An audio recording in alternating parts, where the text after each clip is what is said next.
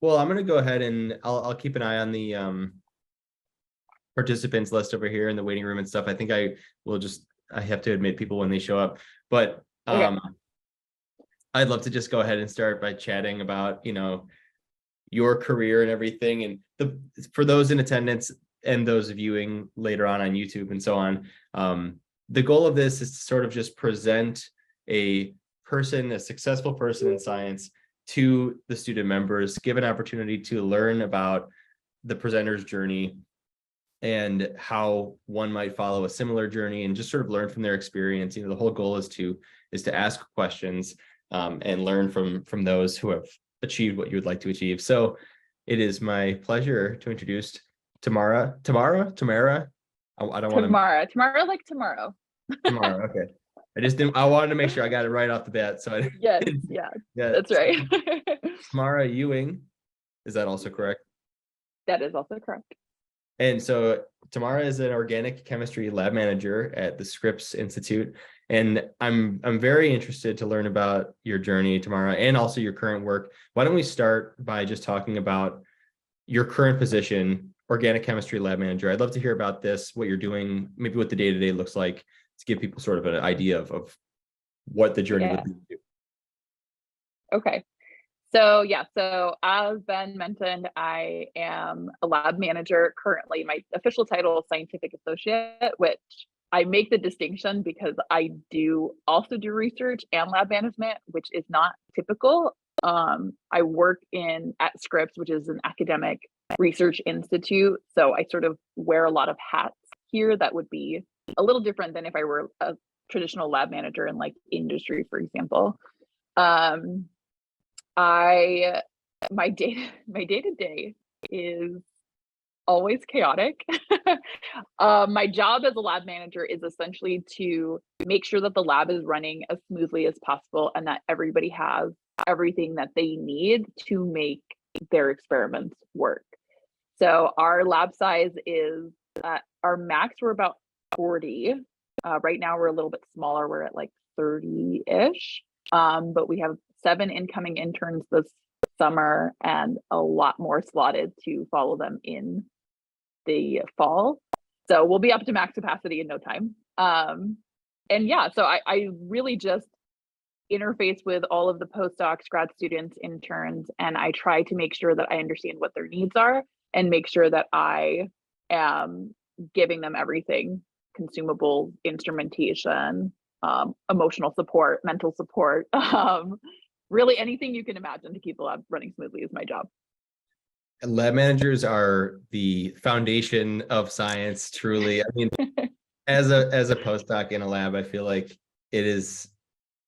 the labs need people like you, Tamara, because I will like go to do an experiment and I'm just like, okay, this reagent is not here, and it's like a mystery where it is. And it turns out that the order was in place or something like that. I've had those experiences. I've also had the opposite experience where I go to look for something and everything's exactly where it's supposed to be, and I'm just like, God bless the lab manager. Like, thank you so much. It's critical. Yeah, and actually, I am the first lab manager in this lab in the 20 years that this lab has been in existence. I was sort of a request from the lab members, like the position was requested by the lab members because things were in such like chaotic disarray that they were like, we just need somebody here like taking care of this behind the scenes stuff. So that was also an interesting challenge because part of me coming in was also establishing a lot of these systems and overhauling a lot of the disorganization and things like that, which was a lot at first, but it's been very fulfilling for me. Mm-hmm. Yeah, and I want to take a second, I guess, to just sort of like define the structure of a lab for anyone who's like watching but is like, well, I don't really understand.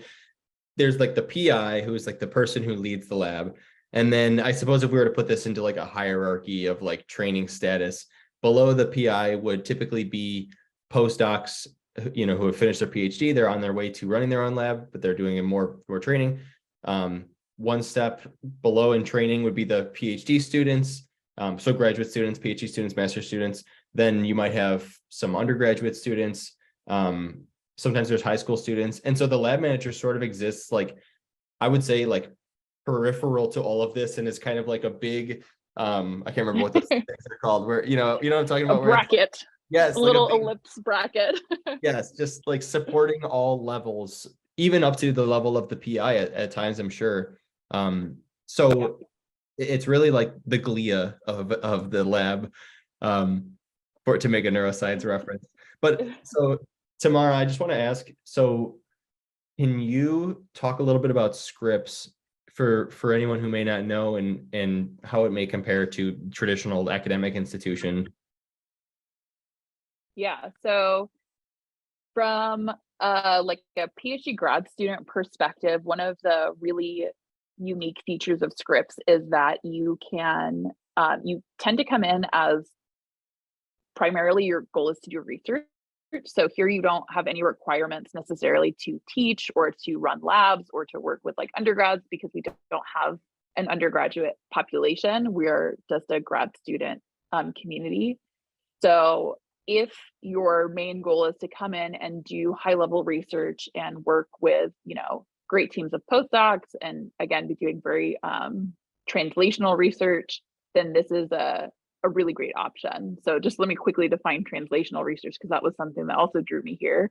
A major focus of the work that we do is research that translates to something impactful and meaningful in the world. So in our lab in particular, we work with a lot of pharmaceutical groups and a lot of industry partners to make sure that the problems we're solving in the lab, while they are of sort of an R&D academic pursuit, eventually have some application in the real world.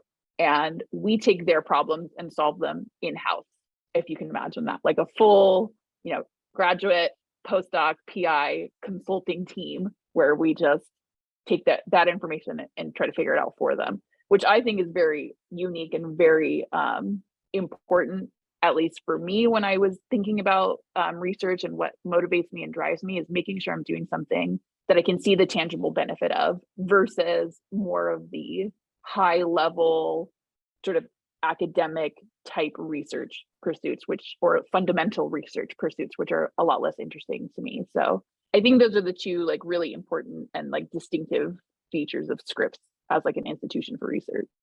Mm-hmm. And how many people do you know? How many people are at Scripps in total? Ooh, I don't. I would say we're one of the bigger labs at 40, especially in the chemistry side. Obviously, there's a big like biochem, biology, immunology sector of Scripps, like medicine and that side of things.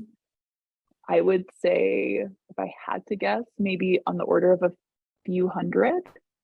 Okay. Few hundred. Yeah, and And especially in the chemistry department, it's more than that for sure. yeah, okay, and it's in San Diego. Is there another location or multiple locations? Yeah, so there is technically a branch in Florida, but my understanding is that they recently like separated. Hmm. So I'm not 100% sure, but I just heard this from one of the grad students who was talking about it. I think that Scripps Florida is becoming its own institute rather than like a satellite site. So technically, yes, maybe. Okay, interesting. And so by the way, if anyone at any point has questions, please feel free to either unmute and ask them. You can also put them in the chat.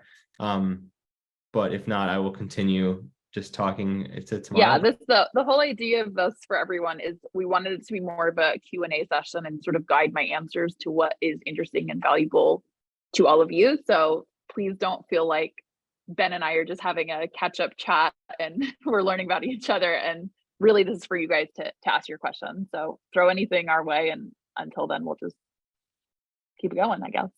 Yeah, totally. And I mean, the whole purpose of Ask is really like I want it to be sort of like office hours. Like I want to create opportunities for those of you in attendance to ask very specific questions if you have them. Like if you have questions about your career, things that you've been like trying to figure out, like if I want to do this with my career, how the heck do I get there? Should I do this major versus this? Like now's your time to ask them. So if you have any of those questions, feel free to ask. Don't worry about being overly specific to your situation or anything like that. So now's your time to learn. So Okay, so Tamara, so you are a lab manager at Scripps. So this is a really big lab. 40 people is huge. And so I can only imagine that you stay Yes. very busy. Yes. Um, Yeah. I'm just trying to place all this into my thinking. So how can you talk a little bit about your journey to here and how you ended up not only in this type of position, but also like where you are specifically at Scripps and you know, sort of how you ended up here.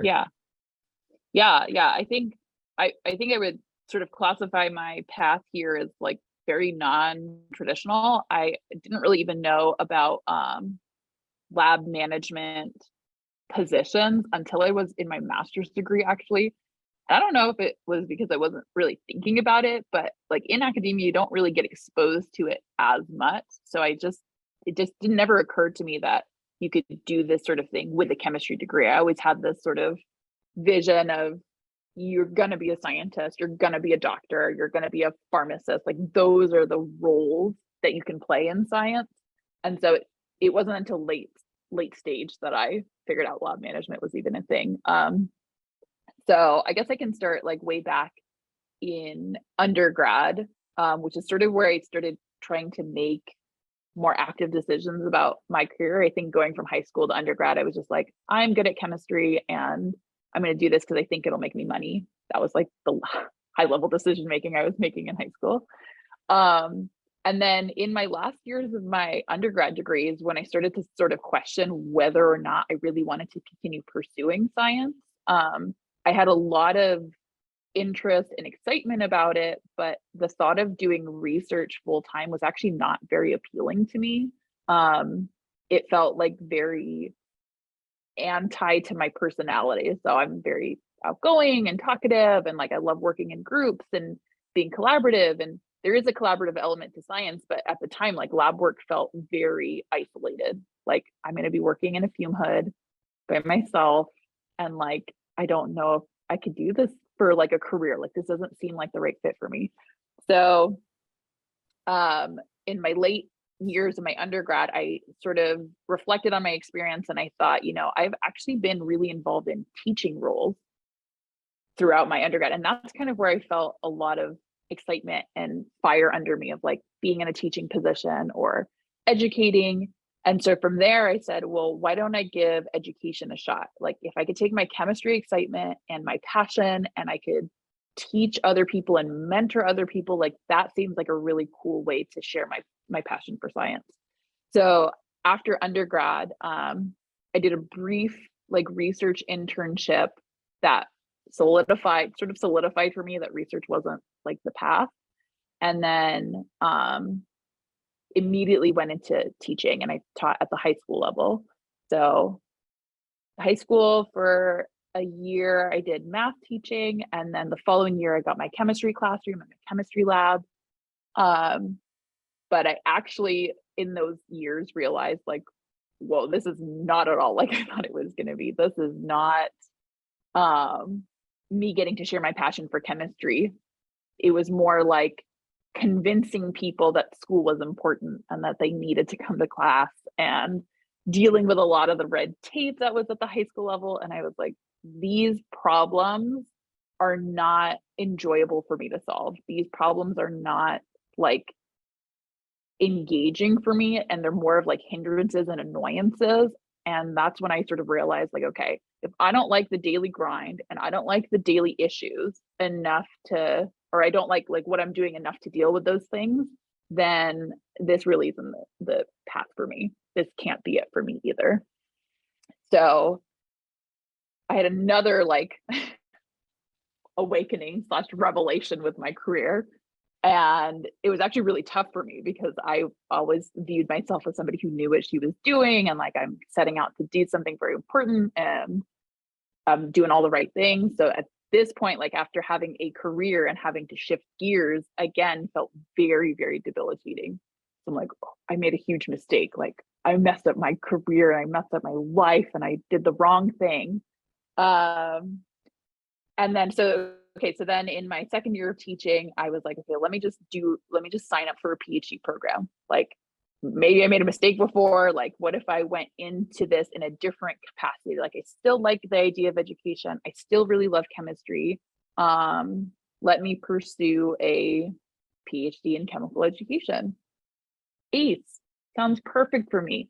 I get to do research about people. I get to do research about learning. I get to stay in the chemistry field and stay in education, but maybe at a different angle. Not working with the high school students necessarily, but maybe working in changing the modalities and changing the curriculum and changing the way that we teach this to either make it more accessible or make it more interesting or make it like more valuable to the student population.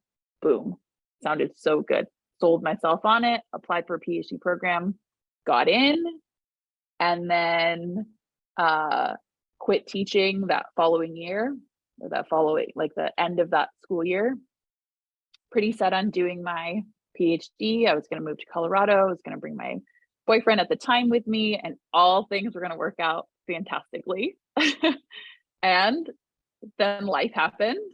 And sort of around the time all of this was happening, my boyfriend proposed to me. So then we got engaged, and I had to discern whether or not this PhD program was going to help me achieve the goals that I really wanted to achieve. And in thinking about my future with my husband, what direction would that take us, and would that be beneficial for us? So now I was playing the role of both future wife and like relationship planning and personal growth. And will this actually help me attain my goals in my career? So after about an agonizing year of discerning, I decided to actually turn down the PhD program. I had talked to a ton of different people. I went and talked to old professors. I talked to high school teachers. I talked to experts in like science education and math education, and just tried to glean from them like what kind of what could this degree lead to for me. And after talking with them, it was kind of clear that it wasn't going to actually help me attain my goals at the time. So I was like, okay, yet again, we're turning down a life path that we had spent so many hours and days agonizing to turn into. So turned down the PhD, and I started working at a university, at my old university, as an instructional support technician. So I was doing, I was like helping set up the instructional labs and like working with the students in that capacity. I was still doing chemistry. I was in the chemistry department, and I was doing that for about a year. They opened up the master's program. They said, we'll give you a master's program for free if you just work while you're doing it. I said, fantastic. I need to do something now. I feel like I've thrown my life away. I've turned down 2 great opportunities and 2 careers almost. I need to figure out what I'm doing. So started the master's program. COVID hit. Things got really tough during that period, but we made it out alive.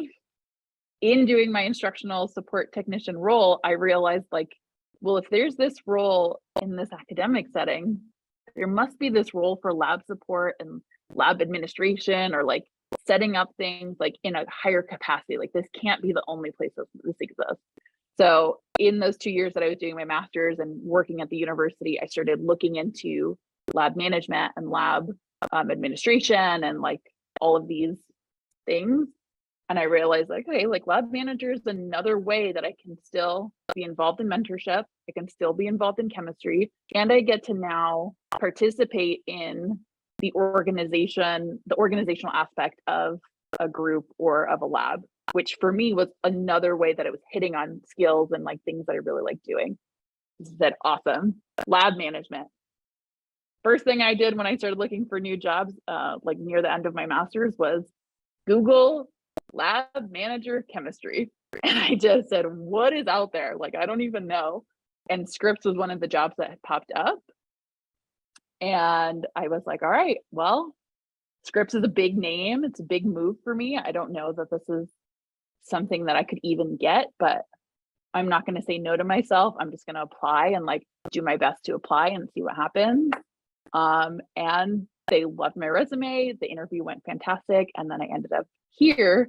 And now that I'm here, I realize like this is absolutely the place for me. It's got the perfect blend of high level research where I'm still involved in the chemistry, the mentorship aspect, organizational aspect, all of it like culminated to like this crescendo of like not only lab management, but here is like such a fantastic fit for me.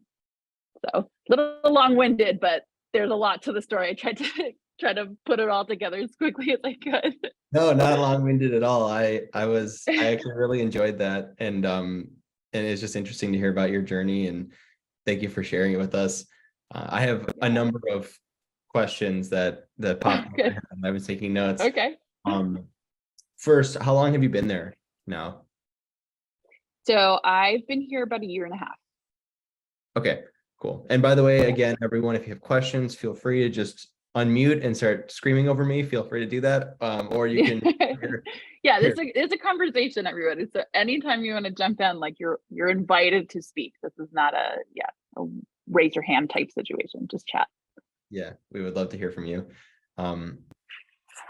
So I just want to note that like when you're talking about this decision of whether you want to do the PhD or not, and making that tough decision, it's not even a question, really more of a comment, just that it's so critical to do exactly what you did and like have all of those conversations and talk to all these different people, because like at the end of the day, you're probably sitting there and you're thinking, like I put in all this time on the application and I've been thinking about this and planning on it, but it's like, if you choose to do it, then you're going to spend maybe 6 years doing this thing that you probably don't want to do. And it's like 6 years versus however much time you've invested. Like at the end of the day, it's tough to turn down, but it sounds like at the end of the day is the right decision for you.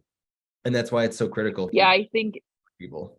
Yeah, I talk a lot when undergrads or people like planning on going into PhD programs come and ask me for advice. That's one of the things that I really try to hone. And not having my PhD sometimes undermines that credibility. They're like, well, you didn't really, like, you don't have a PhD, you didn't really do grad school.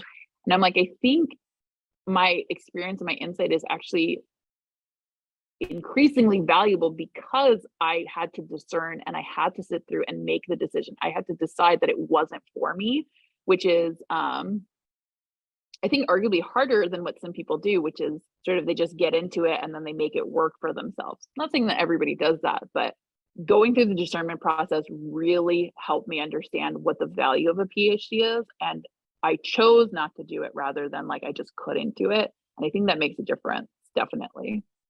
Yeah, and actually, let's talk about that a little bit, if you don't mind. I'm curious, like, when you're making that decision, what were there factors about like the jobs that you thought you might be interested at the end of the day wouldn't necessarily require a PhD? Like, what factored into that decision?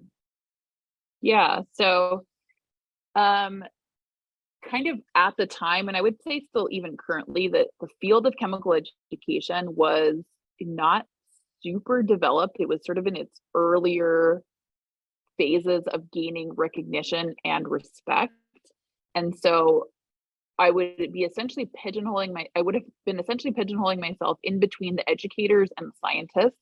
And sometimes those two spheres of thought don't like to communicate. So like the scientists think that the educators, overcomplicate things, and they like talk about pedagogy and all this like blah, blah, blah, blah, when scientists are like, let's just do the science and work on it. And sometimes the educators are like, well, they're not really thinking about this enough. And so the world between them, I think, is super valuable, but the respect from each group was not really there.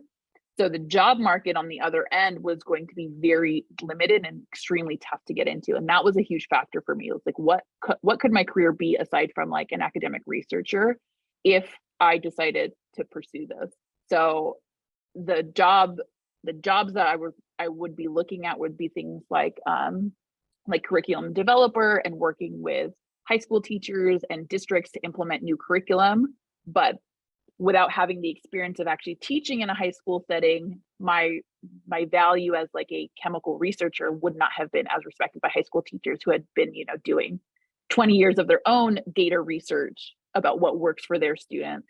And then on the other side, if I wanted to come in and let's say revamp organic chemistry lab and make sure that it was less formulaic and more project-based and more critical thinking from the students, if I brought that with a chemistry education researcher background to a organic chemist, and I hadn't done the organic chemistry research myself, there was going to be a lack of respect there of like, well, you don't really know, you've never really done this research. How can you possibly know it's important? So the idea of having to battle for that respect while also trying to work on the things that I felt were important didn't really appeal to me. And the fact that the job market was essentially something I'd have to create for myself was another aspect where I was like, okay, people don't want to hire this kind of person. I need to make sure that I'm hireable. Otherwise, I'm never going to have this impact that I'm setting out to try to do and make. So yeah, I think that was the biggest factor, is the job market after the fact, the respect and the ability to carry out the work that I had this burning passion to do. And then, yeah, just in talking with people, it was like, okay, well, maybe we'll wait till this field is a little bit more developed for it to be like something I really want to jump into. Yeah. Oh, that's fantastic. I mean, that's incredibly thoughtful answer, like decision in general. So yeah, it was agonizing. I spent a lot of time when I say there was a grieving process, even having to turn that down, because there was a part of me that had to accept that as much as I really, really wanted this, the structure around it wasn't there for me to actually like accomplish my goals with it. And that that acceptance of saying like, I want to do this and I believe I can, and I've set my mind to it, anything is possible. Like taking that and having to scale it back and be more realistic about it was really like a tough grapple. But I think ultimately, like you said, it ended up being the best decision for me. But at the time, of course, it doesn't feel good. It doesn't feel like I'm doing the right thing. yeah, So. totally. I've had some of those moments as well, and I think it's just sort of important to note that a lot of the time when that happens, where it's like, it just feels like tragic, something awful has happened and it just hurts in your gut, it ends up in the end like sort of turning into something beneficial, and you end up all those things where I look back and I'm like, oh, I didn't get into those schools I really wanted to get into or something like that. It always turns out where I'm like, well, I'm actually really, really happy with the way it went because I made the most of it. And now, I wouldn't be here without those things. So yeah, definitely. So there are a couple of questions in the chat, so I don't know if you want me to.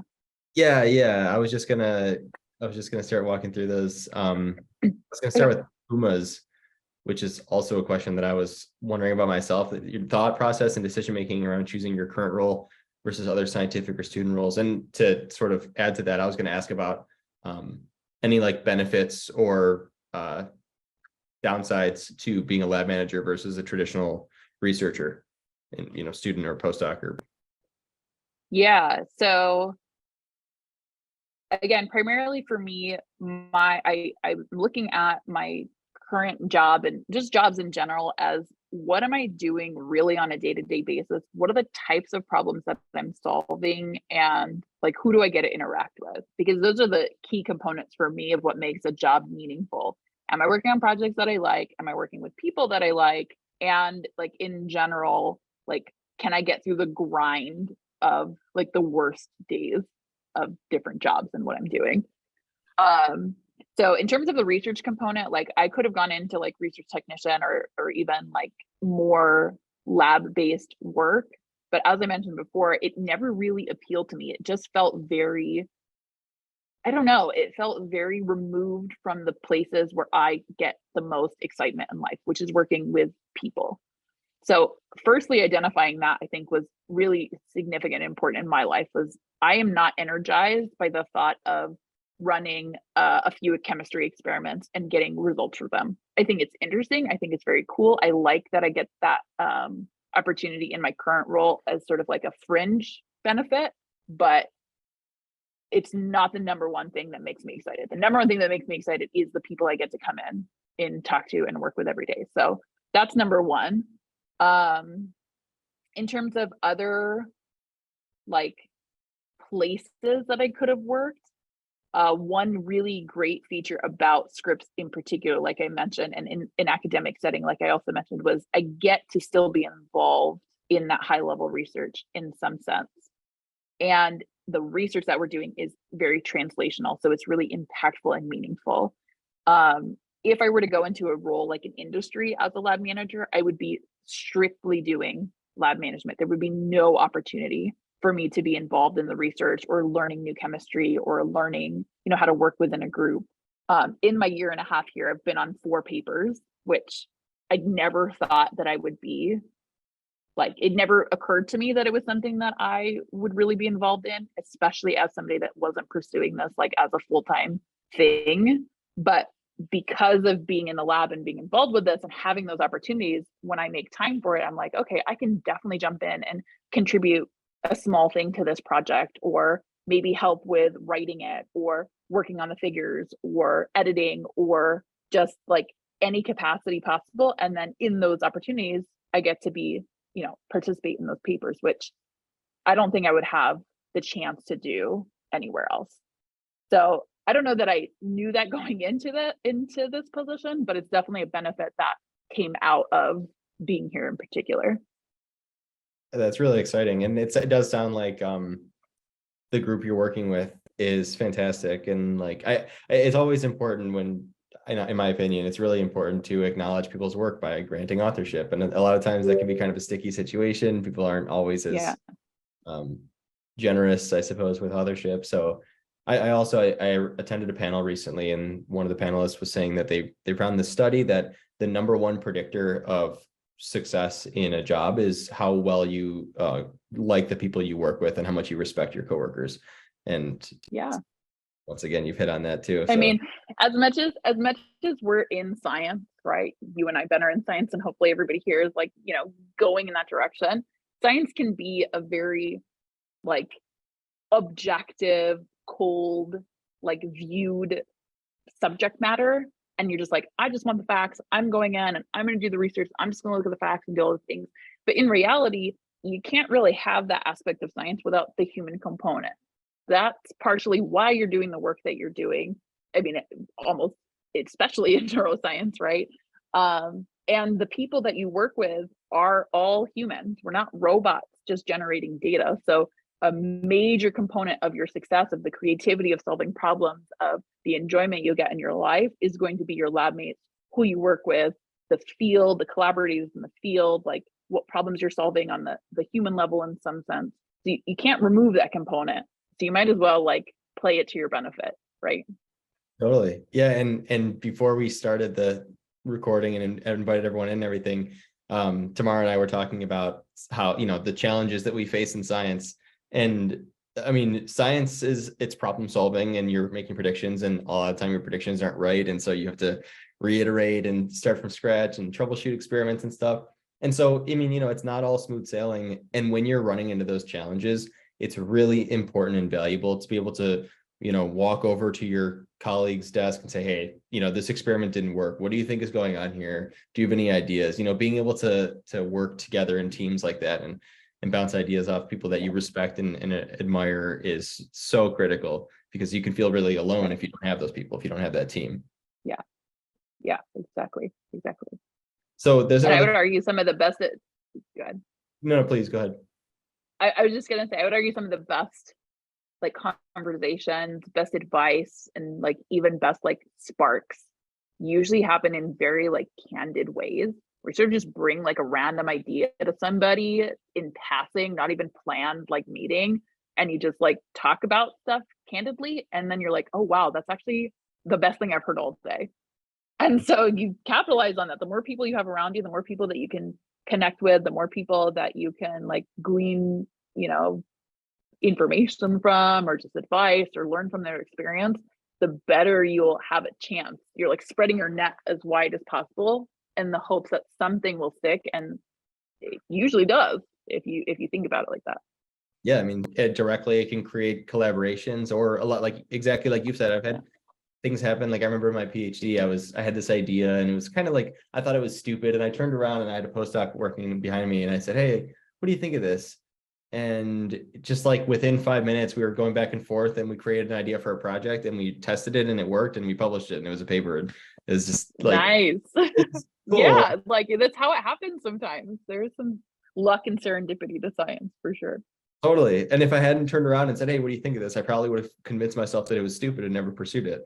But now it's a paper. So yeah, it's really cool to have those people around. So Ben asked, not me, are there specific types of projects that you find are easier to handle? How is it coordinating with multiple groups when your lab is doing a large collaboration? Are you talking about like on the science aspect or on the lab manager aspect, Ben? I'm assuming you're not talking to No, me. Ben, not you, Ben. Okay, lab manager aspect. Are there projects that I seem to find easier? Yes. So the projects that I find easier are sort of the structural engineering projects, meaning if I can just go in and organize an area that is more that'll make like things more accessible. So one lab project that I worked on was we had a very big issue early on with our bulk chemicals. So these are chemicals that we buy in like kilogram to 50 kilogram scale that are constantly used by everybody. And when I first got there, essentially what it was is just in the middle of a walkway, all the barrels of everything, different sizes and whatnot, were just like on the floor and not really labeled. And like you had to like dig around to figure out where things were and what things were. And I remember walking in there and being like, what the how do you guys like do this? Like, isn't this so immensely frustrating when you come here and you have to spend 10 extra minutes just to find the sodium chloride? Like, why have we not addressed this? So I went in and I like worked with some of the researchers. What's really necessary here? How can we organize this? What's our usage like? Like, can we make these containers more legible? Can we put them, in a better area that's more accessible? Can we just organize and engineer this issue to make it better for everybody? And I got some insight and some feedback, and I just went in and I did the project, and it was just me fixing an organizational issue, and then it benefited everybody. That is the easiest kind of project because it doesn't involve really changing people's behavior or encouraging people to do things differently.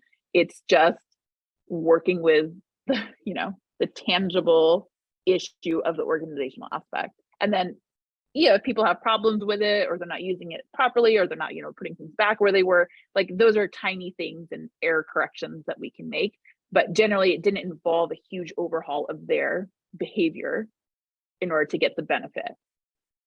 And there were a lot of opportunities for that throughout the lab. But on the other side, the super challenging problems are the behavioral driven ones, where it's not me going in and cleaning up an area, but it's me trying to get people to be more mindful of their waste, be wearing their PPE, making sure that they're, not throwing, I don't know, like glassware in the sink and then it breaks and then there's a hazard. Like all these like little things that people sort of take for granted and sort of do unconsciously to get their work done.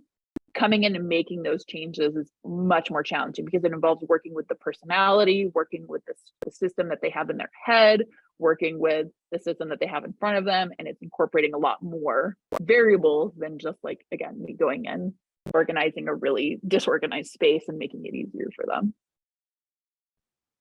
Once again, you're the Glia of the scientific enterprise. I'm going to go Google the role of this because as a chemist and not a neuroscientist, I don't actually know. Oh, Glia, they just like, they're the glue, I suppose. People like they're supportive to neurons and they just provide like structural support. Yeah. All right. Makes sense. It's you. So there's a question here. How do you see multiculturalism in labs? I'll be an Indian joining a college in Wisconsin. Sorry, getting a spam call. I'll be an Indian joining a college in Wisconsin as a PhD student. It is a multicultural college and city, and I have no idea how to deal with this on the ground. Okay. Great question. Our lab is extremely diverse. I would argue that being like a white American in our lab is actually the minority. We have not only different like cultural backgrounds, American cultural backgrounds, we have quite a few Asian groups in our lab, people that range from being completely fluent English to people that are learning English, age differences, just like the whole gambit of a melting pot of a lab group. And it can be extremely challenging, especially the language barrier can be quite tough, but the whole focus for me is what is the lab culture and how do we assimilate all of these like personality cultures and ethnic cultures to focus on the lab culture. What is the goal of the lab? So part of my job is actually to maintain a little bit of this culture and make sure that no matter what your background is, you can fit into the goal of doing really good chemistry, being a decent person and a decent lab mate. And a lot of times what that really takes is a little bit of patience, a lot of compassion and understanding, and just a really good communication line. And not just a language communication line, but making sure that you are really advocating for the things that you need and making as few assumptions as possible. Because you just don't know. There's like a bunch of different things that people can bring with them from both their culture and their personality that they're expecting. That is an assumption about what is normal and what is not normal and what is okay and what is not okay. I kind of have like a funny story about this. It was like super jarring at the time, but we had a student come from Germany, I believe, and there was just like a little bit more openness about like dress, I think, and like casualness about things like this. And I remember walking by one time and he was like changing into his like workout clothes in the middle of the open office. And I remember just like walking by and being like, what the, like, what is happening? Like, why is this happening like in an open office space, like where there are other shared desks? Like, this is crazy. Like, this is so unacceptable. But rather than like reacting and being like, what the hell are you doing? Like, you can't be doing this here. Like, rather than doing that, even though that's how I felt, I had to step back and think like, okay, this person is completely different from me. This person has completely different expectations. While this is super abnormal for me, maybe for him because he's more open about it, or maybe this is like how his part of his culture is or his family or like whatever, there may be an element to him that this is like kind of normal in some sense. So I took my jarred reaction, I filtered it through the lens of compassion and understanding and direct communication. And I went and talked to him and I was just very direct with him. And I said, hey, like, you know, you in this lab, this is not something that is acceptable for these reasons. I don't want to make you feel uncomfortable, but at the same time, what you're doing may make other people uncomfortable and it's just not an acceptable standard. That's it. Very direct, not accusatory, not about who you are, not about like making you question your person, whatever. It's just what is acceptable for this lab right now. And that wasn't. So then immediately after that, he was like, oh yeah, I totally understand. I'm really sorry. Never happened again. A silly example, but just a general communication thing where it's like, I need to make sure that I'm not treating these people as outsiders, but as just people with different experiences and setting a standard for the lab and for the culture and what's acceptable here.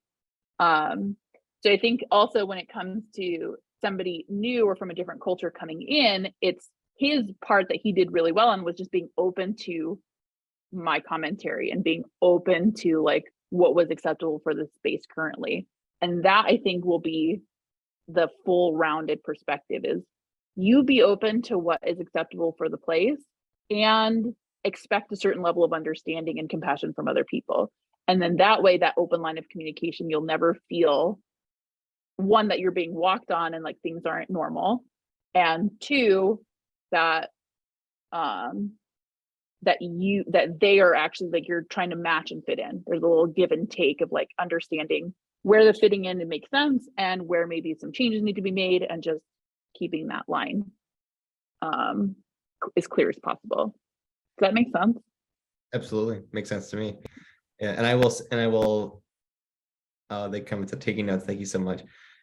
Yeah. And I will add to that, I mean, I echo the first thing you said. I mean, science is a very diverse place. And I found that scientists are very welcoming and just kind of like, I don't know, it is, I've worked in very diverse labs and It's actually really cool because you get to see a lot of different cultures. And I mean, in my PhD lab, most everyone in the lab except for me, I mean, actually, when I joined, every single person in the lab except for me was from China. And so I just like, I was sort of the odd man out, and I came in, and it was just like awesome. I would like sit and like eat lunch with them, and they would like share their cultural dishes with me and stuff. And it was just, I don't know, people are just Yeah. really welcoming and open. You're all in the same mission together to do research. And Yes, I think that's what one of the most beautiful things about science in a lot of ways is that you can sort of overcome those other differences because you're all focused on the same goal.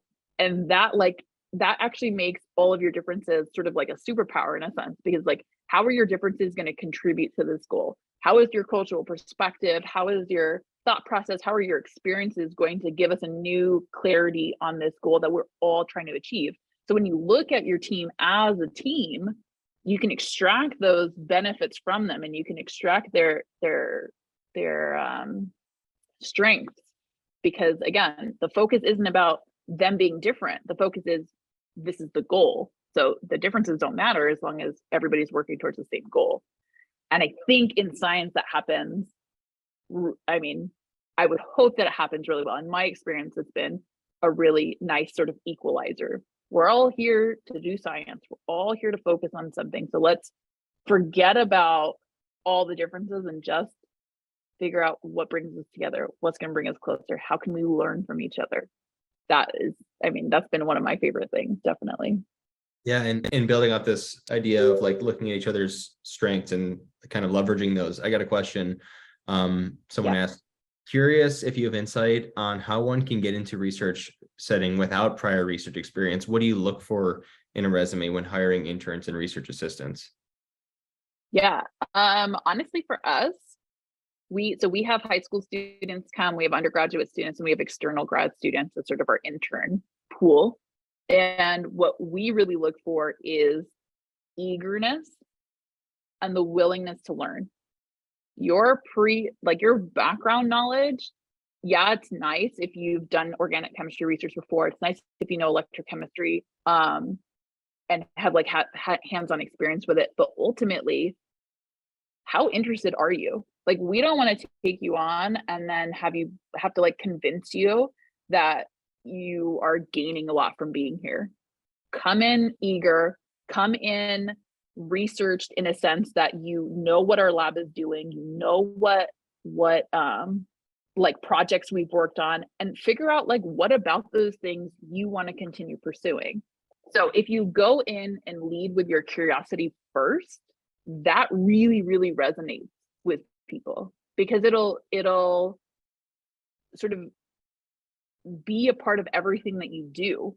If you're curious about, well, why is that working? Well, how do I get better at this? Then you start to ask the right questions of like, okay, well, what about this thing? Or maybe I should ask this person this, or like your goal is to come in there and get the best experience out of it possible. How could you do that? Well, if you're curious and actually looking up stuff ahead of time, using everything within your current power and your current scope, that's a huge indicator that you're going to take what we give you and multiply it and make it even better and put in the right work to make it a valuable experience, not just for you, but for the lab that you're working in.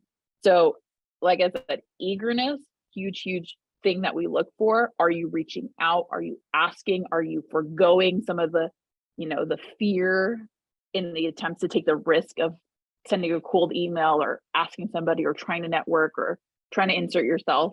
And are you willing to take enough criticism to learn and grow and just focus on that aspect as well?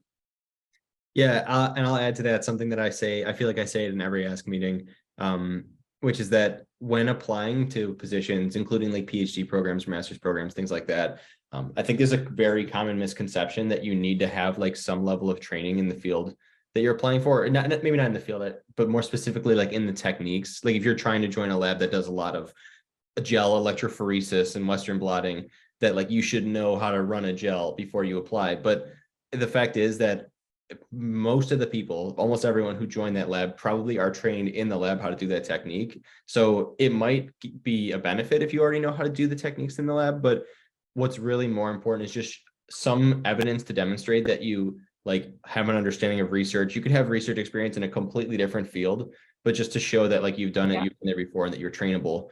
And like you said, Tamara, that you're excited and enthusiastic and willing to learn is key. Yeah. And I would say, like, if you have no experience at all, have a good understanding of like what things you'll actually be able to contribute and do, and maybe set your sights on a place that can hone some of those skills to then step you into a better position. And just try to pan out in your mind, like what skills would somebody need to do this? Can I get those skills with my current resources? Can I get better at whatever, pipetting or running a reaction or doing a column, or even the knowledge, like what can I do right now to set myself up to that this is the path I want to go? And all of those things, again, they show maturity, they show an understanding of yourself, they show a commitment, they show discipline. And that's really what we try to look for, is that personality. So there are a few more questions about like this career track. Someone that asked, do you Yeah. need a master in chemistry in this case? And I do want to, I'll finish the question. Do you need a master in chemistry to become a lab manager? And I will also just want to take a second to point out that you can also be a lab manager for neuroscience labs, whatever, all sorts of different labs. And in which case, so anyhow, do you need a master's degree? So I don't think you technically need one, but I will say that it has really benefited me to have one. Um, because my position requires me to have a good understanding of the problems that people face in the lab, I did have to have a decent hands-on experience with doing some of the things that they do before I got here.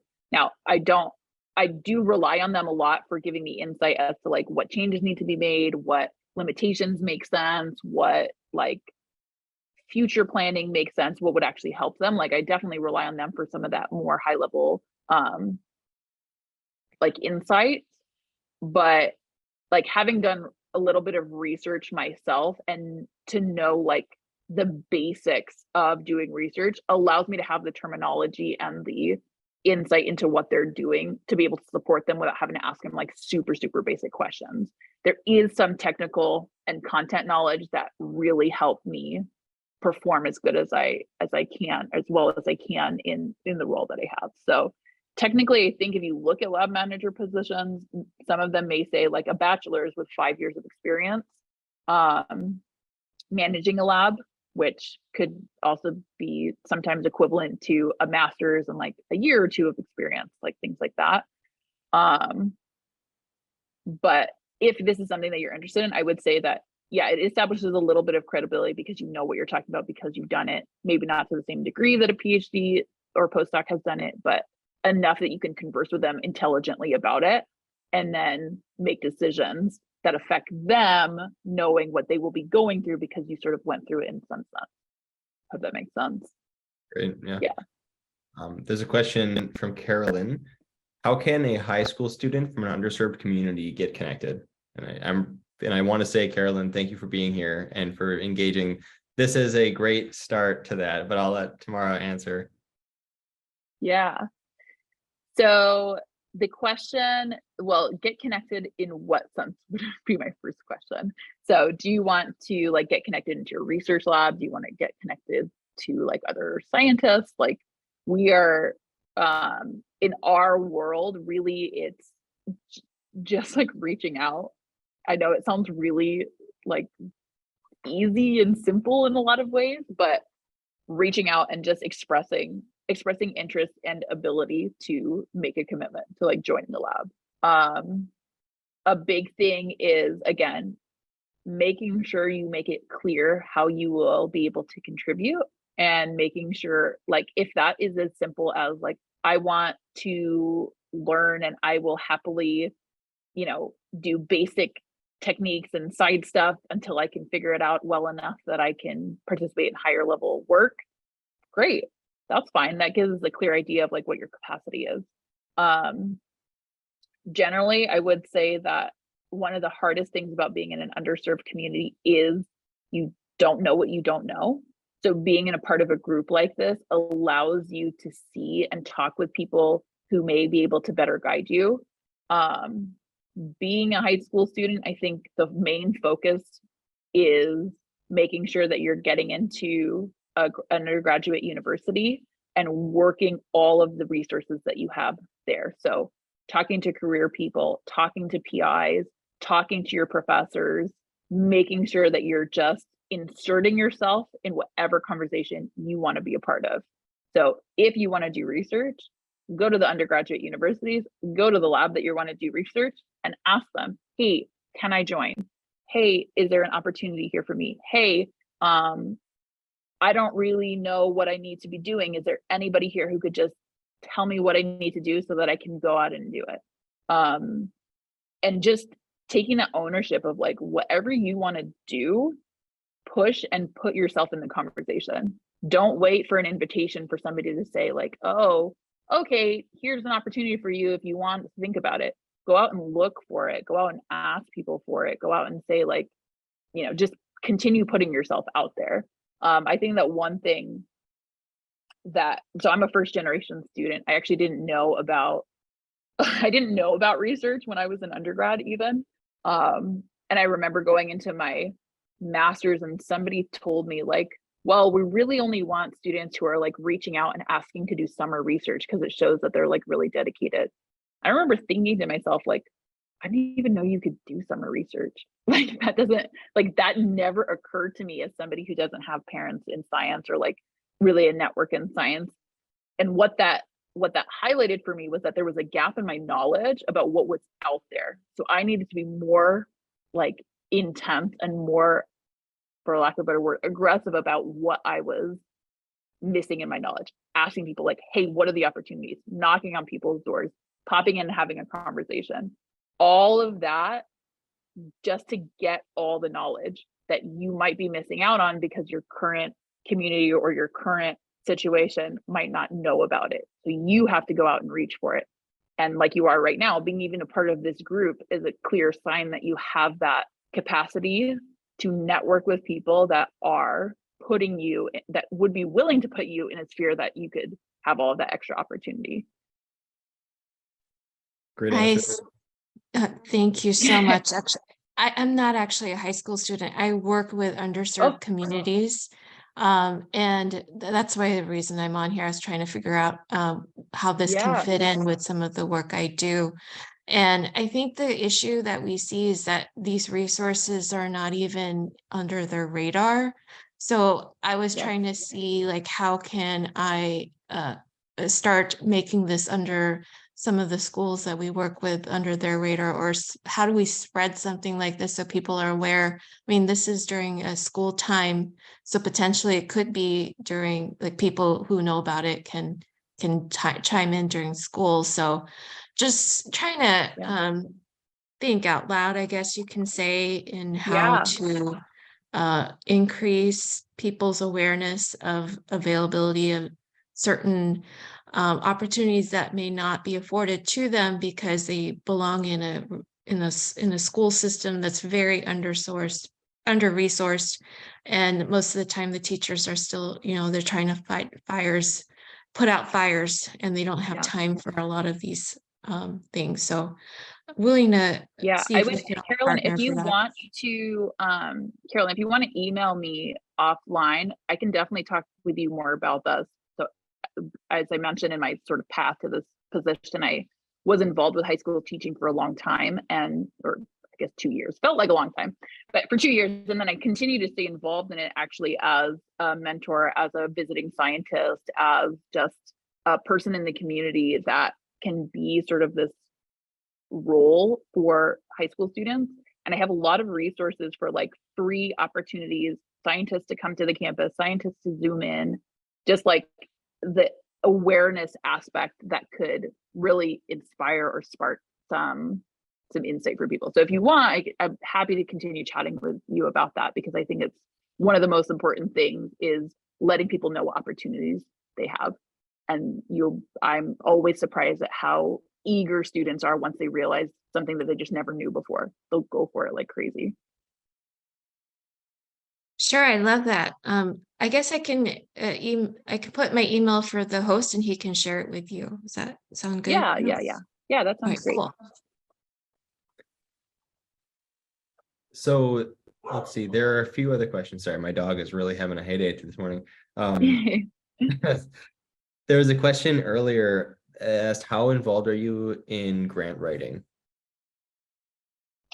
if at all? I am not currently involved in grant writing at all. I do manage the grants after they are written and gotten to the lab, but that we actually have a separate lab administrator who is more involved in that. So my lab management role is more of an operations management, so day to day doing like operations. It's the easiest way to summarize it. But yeah, we have a lab admin and the PI and a staff scientist who actively work on those grants and are bring them in.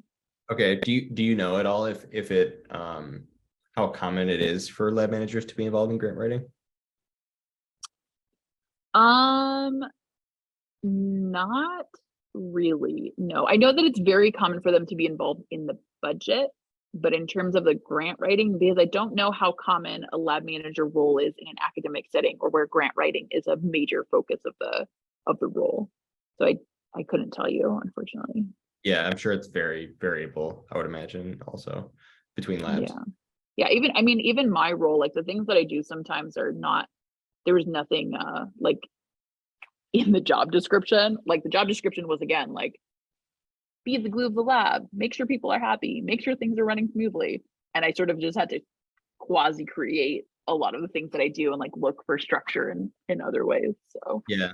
maybe it might become a part of my role. Who knows? The future is bright and challenging. Awesome.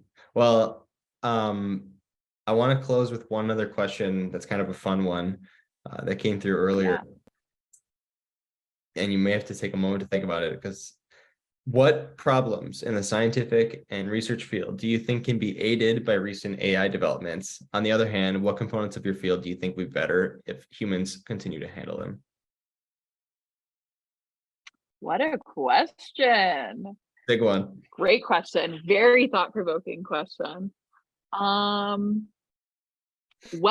I can tell you that we have already used like ChatGPT in like a sort of academic sense, I would say. So you can use ChatGPT to like summarize papers for you, 5 main points of a link, and it'll summarize as best as it can. There's still gaps in it for sure, but like that alone is like really very interesting. We've also, as we do like we're a total synthesis lab, so we try to find interesting molecules that have relevant like bioactivity that would benefit from us synthesizing them. And we recently asked ChatGPT, like, what are 10 pheromones of interest, insect pheromones of interest in the literature right now? And it would like, it generated a list for us. So then we could go in and take those and research them further and see like, oh, are these interesting? So it can very quickly take the huge world of science and like funnel it down for us, which is just like something we've been playing around with, which is really cool. I've also been brainstorming this is a crazy idea. I don't even know if this might be technology that's out there, but I thought it'd be so cool. Like how to monitor reactions as they are happening, like while you're not there.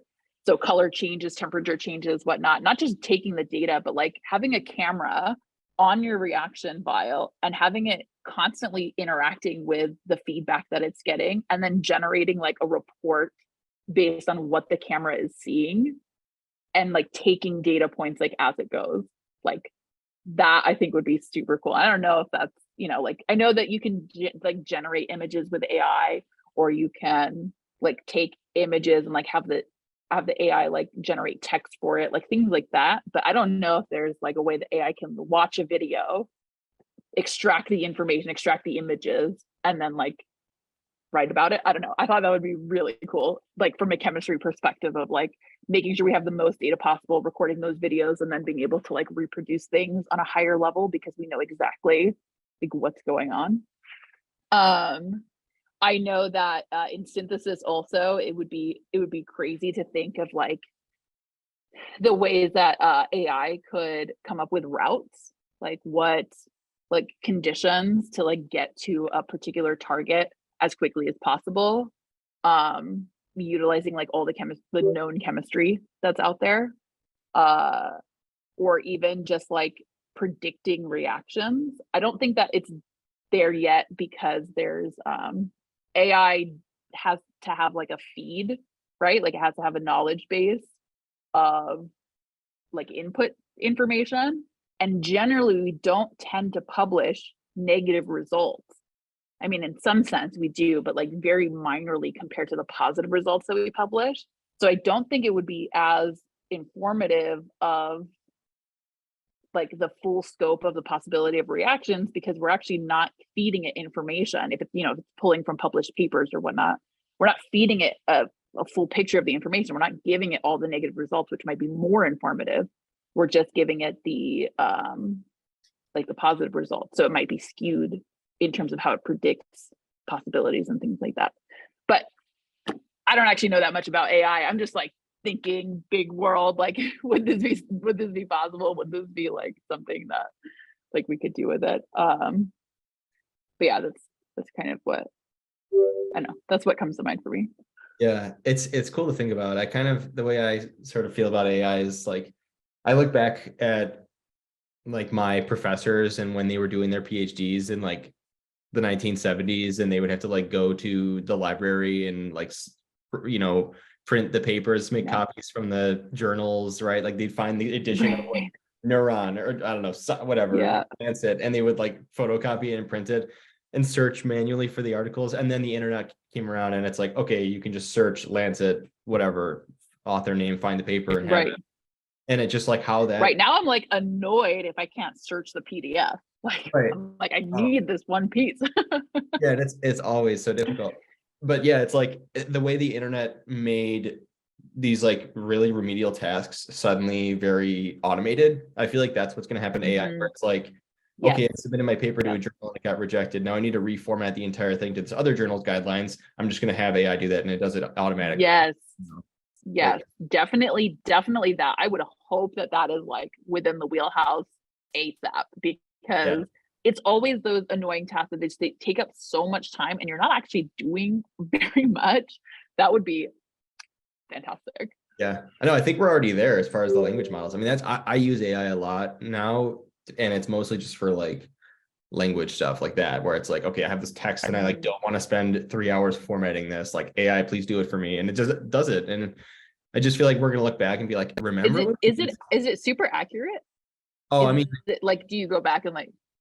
Yeah, well, I don't give it information I don't let it make like information decisions. It's more of like no. I mean, like if you submitted the text and then had it formatted, does it do it pretty like spot on? Is a formatting? Yeah. Well, yeah, okay. it does a good job. I mean, I definitely like double check everything. Another thing that I'll do a lot is like, let's say I have a bio and I was invited to give a presentation for like a specific group, and I'll literally like copy and paste my bio and be like, here's my bio. Like I was invited to present for this group. Can you tailor this bio to this type of format? And then it'll just like, okay. Like that type of stuff where it's just, I need to manipulate words, and it's really not super high level cognitive work, but it's something that a language model can handle. That's how I like to use it. I've definitely considered using it for like content creation on that side of things, you know, like generating scripts, generating topics of interest, generating just like questions, captions, like whatever, copywriting stuff. Like I've thought about it for sure for that. I just haven't gotten into it. I think it's super powerful in that realm already. Yeah, I mean, and also like for grant writing, if you have a section that's just too long and you need to cut like 30 words, you just copy and paste it and say, hey, this is too long. Convey the exact same ideas, but make it 30 words shorter. Wow. Yeah. Yeah. Ooh, that's really interesting. Yeah, there's a lot that's happening. It's blowing up, and I think that's a cool and scary aspect of it, is that it's now that it's open source in a sense, everybody has access to it, public use. It's like, I think it was exponential, right? I think it was like 8 days to 1 billion users or something for ChatGPT, which I love. I am very like pro technological advancements that make people's lives easier. I think it opens up a new space for opportunity. There are security concerns, but I try to have some cybersecurity people focus on those so I can focus on the exciting development. Yeah, right. You just hope that it's done responsibly and stuff, and that, you know, someone's taking care of those things. Right. Have some hope. Well, awesome. Thanks for that question. That was really cool. Yeah, that was a fun one to close on. Well, Tamara, it's been fantastic. I really appreciate all of your answers and your insight, and I hope it was useful for everyone. If people want to connect with you outside of this, if they have questions or if they want to learn more, where can they find you? Yeah, so you can find me. So if you want to just like chat about your career path, or you have direct questions like about like you in general, feel free to reach out to me on my Instagram. I can put it in the chat here maybe. It's at chemist.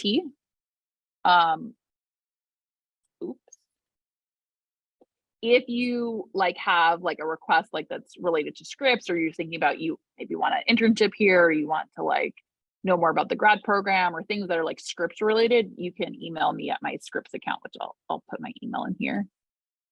And I'm pretty responsive on Instagram. If I don't respond, it's probably because like it blocked your account. I would have to like go find it in the separate users. I don't know, but I will do my best to come and find it, especially in these next couple of weeks, if you guys are trying to reach out and connect with you there, so that we can make sure that, you know, I can give you as much insight as possible on things that I have expertise on and just experience with. I know it's hard navigating, and I'm happy to be as helpful as I can. Awesome. Well, it really does mean a lot, and I truly appreciate your time today and all your help. And, you know, I just think this is what it's all about, is like people who want to help, giving the students the opportunity to connect with amazing people like you. So thank you so much, Tamara. Thanks. Thanks. Yeah, thanks so much for having me. Thanks everybody for your really awesome questions. Q&As can be hit or miss, but this was a hit for me. This was awesome, and I'm glad I was able to answer some of your questions and just connect with all of you. So thanks so much. Awesome. All right, everyone. Well, have a fantastic day, and see you at the next one. Thanks again, Tamara. Yeah, no problem. Bye, everyone.